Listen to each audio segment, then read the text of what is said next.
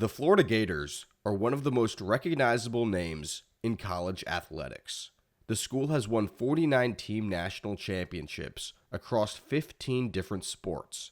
Of the 21 varsity teams, only the women's basketball program has never won even a conference championship. New head coach Tammi Reiss has plans to change that. I'm a builder. I like to be challenged. And so coming to a program that needed to be rebuilt and elevated back to relevance in the SEC and on the national stage, that became a no-brainer for me, that UF was the place for me. There's a championship culture here, championship winning head coaches just up and down across the athletic department. What's it like joining that? For me, instead of seeing it as, oh my God, that's daunting and I'm walking in and women's basketball doesn't have any, how can I learn from them? What can I take from them? How do they motivate you every day of seeing greatness and across the gamut? That's the standard. So you either have to embrace that and get to work, or you'll fall very, very quickly here. Reiss is no stranger to the arduous task of a rebuild. Before arriving in Gainesville, she transformed a struggling program in the Atlantic 10 into a winner. Bucket banks in, but it doesn't matter. Rhodey's going dancing for the first time in 30 years. Walking into the University of Rhode Island, it was dead last. It was one of the worst programs in the A10. It needed to be rebuilt. But Rhode Island gave me the blueprint. It let me make mistakes on a smaller stage. It taught me how to be successful and what wins. Reiss played at the University of Virginia from 1988 to 1992. She made 3 consecutive Final Fours and was an All-American her senior year. Her experience as an elite player helps her as a coach. Walking in the footsteps of what your players want to attain, and you have already done it, gives you a little bit of respect and credibility off the rip, right off the jump. When kids go, you know, I want to be an All-American. Tammi Reiss, that's a 3. I want to play pro. I want to get drafted. I've done all those things. And so when you're showing them your resume and you're showing them I've done it, I know the blueprint. While at Virginia, Reiss shared the backcourt with Dawn Staley, a 2-time College Player of the Year, WNBA legend, and now the head coach of South Carolina, where she has won 3 national titles.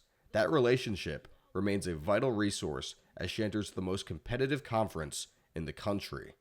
I believe Dawn Staley is probably the best point guard that's ever played college basketball, and that's just me. Staley guarded by Head, works with a spin move inside. Anytime I've ever needed Dawn to make a phone call or to help me or to give me advice like she did about this job, she's been there for me. What was her advice for taking a head coaching position in this conference? If you can't invest resources into the program, you're not going to win. Not at this level. It starts with that. It starts with administration. You're going to invest, and usually your investment level translates now to the winning. And that is just fact. There must be a strategic alignment between administration, coaching, and players. It's got to be strategically aligned. My expectation can't be in right field and administration's in left. The task at hand is massive. Last year's roster saw all but 1 player either graduate or enter the transfer portal, leaving Reiss to build a team from the ground up in just a few weeks. I think we've done almost 2.5 weeks of straight visits every day. We've not had a break. We've gone to work. We've hit the portal running. First foundation for me is culture. What kind of student athlete do I recruit?